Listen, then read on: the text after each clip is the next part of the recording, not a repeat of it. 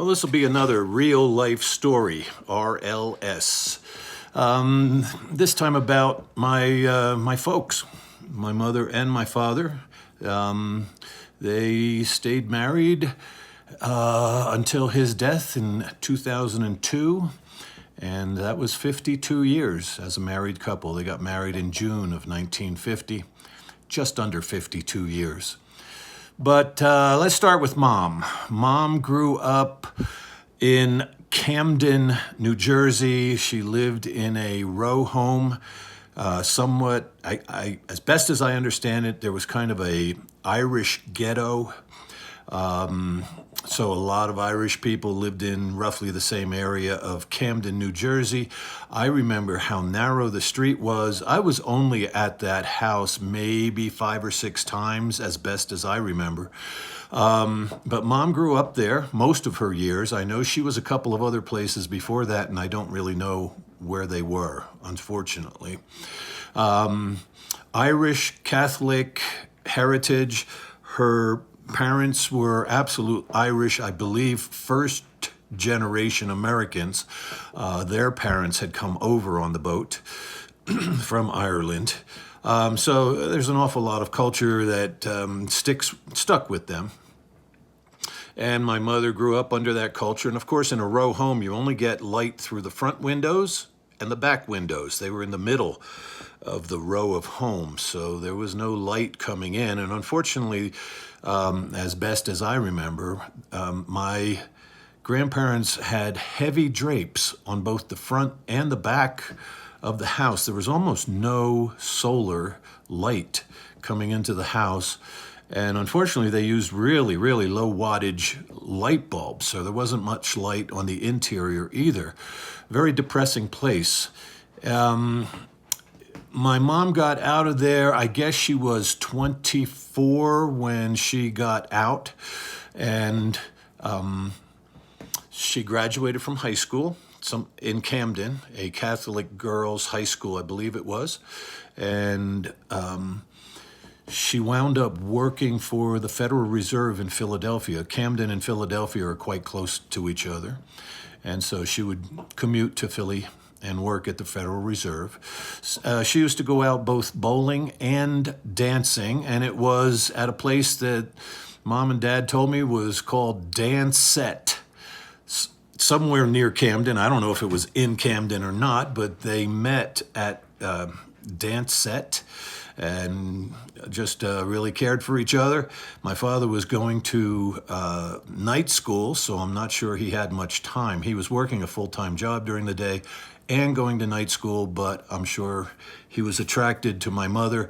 They dated for like 4 years, and Mom wrestled with whether he would be the right one or not. Eventually, in June of 1950, they married. And Dad continued both working full-time during the day and going to school at night for electrical engineering.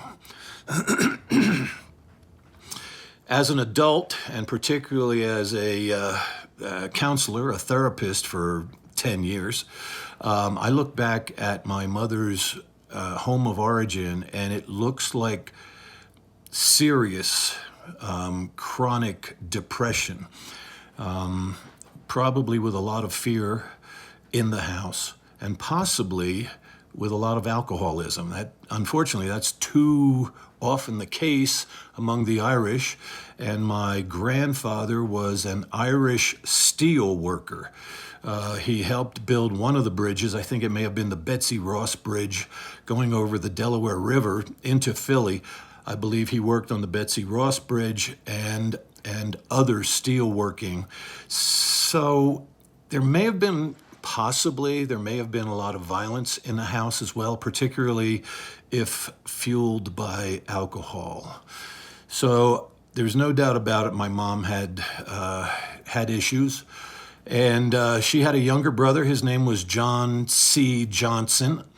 And I don't remember how many years younger, but after him, another child was born, and I can't remember her name right now, but she died at 2. So there was a death in the house, and that, of course, is also very traumatic. My father, to the best of my knowledge, grew up in Gloucester, New Jersey, and graduated from high school. He actually skipped 2 grades.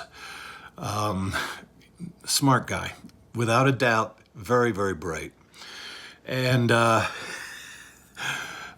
when he graduated high school, he didn't really know what to do at that time.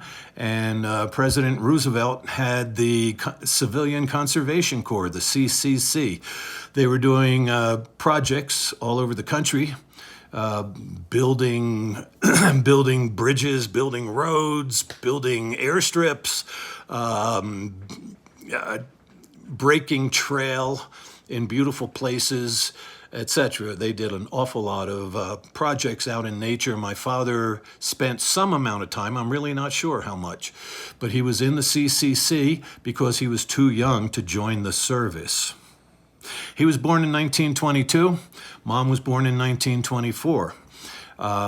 So the war came along, and at some point, my father was able to leave the CCC. He also worked at the Philadelphia shipyard, I'm sure using some of the skills that he learned in the CCC.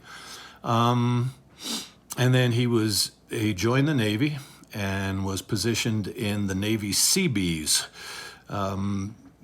It actually stands for the Construction Battalion. They go ahead and they prepare for the Navy, the Army, and the Marines that were coming in later. But they get in there and they prepare airstrips and roads and encampments and whatever. So he learned an awful lot of skills as a Navy CB. He came, when the war got over, he was stationed in the Aleutian Islands off of Alaska. Did not see any action there, but the next stop later in the war for my dad was Guam. He went from freezing his butt off up in the Aleutian Islands to sweating in the South Pacific. He wasn't engaged in fighting, but Guam was the staging area for the invasion of Japan. They knew, the generals and President Roosevelt, I guess Truman at that time, understood that if America actually invaded the homeland of Japan, they might lose 1 million men, which is no doubt why Truman went forward with the atomic bomb. But my father was on Guam. That was one of the islands where they were going to stage for the invasion of Japan. And I know he told me one story many, many years ago, that he and a buddy drove a Jeep from one end of the island to the other, and they went right through, apparently, they went through occupied territory because some other men were killed on that very road the same night. So these guys, Lord had something else for them to do. My father saw how differently the officers were treated from the enlisted men, and he swore that he would get a college degree and make something of himself. When the war was over, he enrolled at Drexel University, moving toward a electrical engineering degree. 10 years of night school. That's a lot of dedication. 10 years of night school at Drexel, and in 1957, he obtained his bachelor's in electrical engineering. I believe I was 5 at the time, and therefore my brother Bob would have been 4 years old. And he went on from climbing poles with New Jersey Bell to eventually, having secured his bachelor's degree, he wound up working at Bell Labs.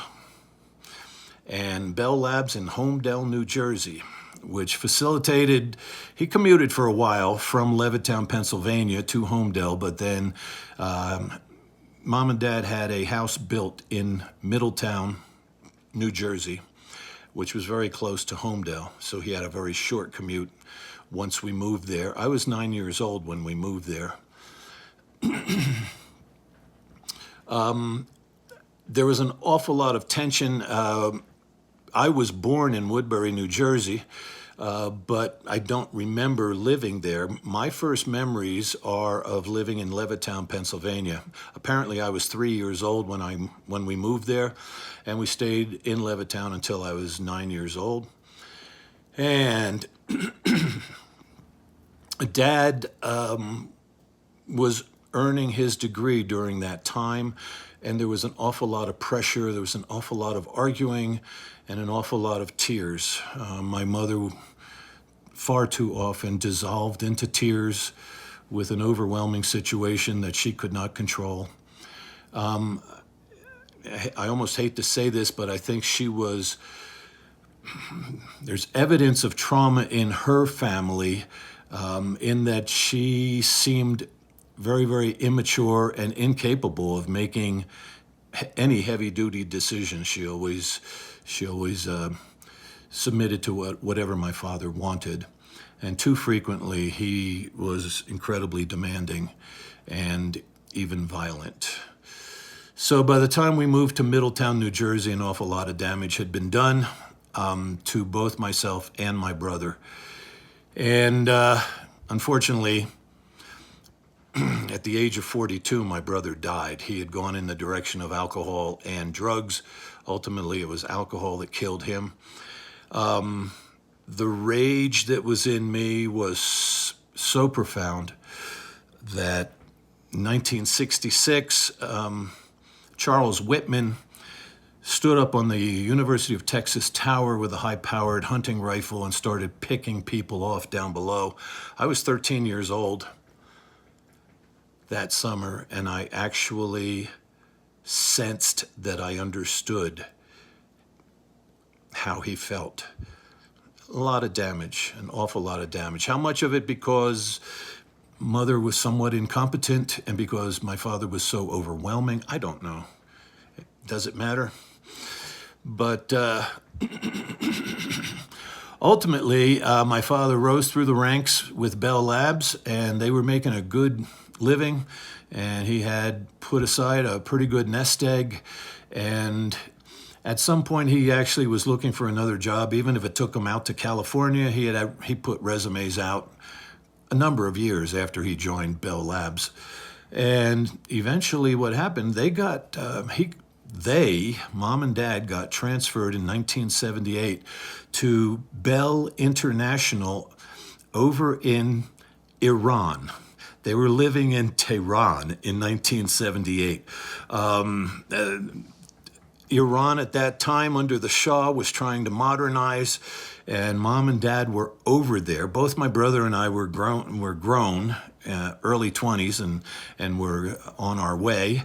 But this was quite an adventure for them. Unfortunately, in 1979, while they were on, I believe, safari down in Africa, Mom and Dad on safari, after going to China, they were on safari in Africa when the Ayatollah, who had been in exile in France for a number of years, came back to Tehran and deposed the Shah of Iran. And suddenly, Iran flashed back 1,200 years. They were attempting to live as it was in the 700s. That's how remedial the Ayatollah was. Mom and Dad never got back to Tehran. They were sent to Athens, Greece, where they waited for, I think, probably 3 or 4 weeks. And then during the winter, they were in Athens, Greece, and all they had were summer clothes with them. Everything else was in the apartment in Tehran. Eventually, Bell International brought them back to South Plainfield, New Jersey. I was living in Plainfield at that time. They stayed in a motel for like a month and a half, and none of their stuff came back until a year later. They got back approximately 1/3 of their belongings from their apartment in Tehran. I'm sure the rest of it was all pilfered by the locals. Very interesting. Fascinating life. They rented a house in Whippany, New Jersey, and eventually bought a house in Parsippany, New Jersey.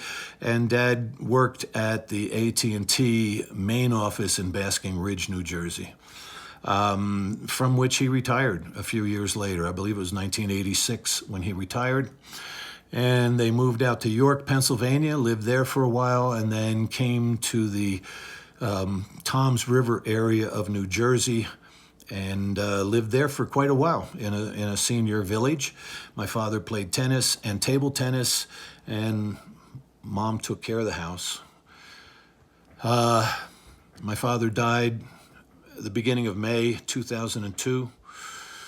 And Mom stayed there for an extra 2 years. Eventually, I was able to move her up to Forks Township, Pennsylvania, outside of Easton. I lived in Easton at the time. And Mom lived there until her death in 2013.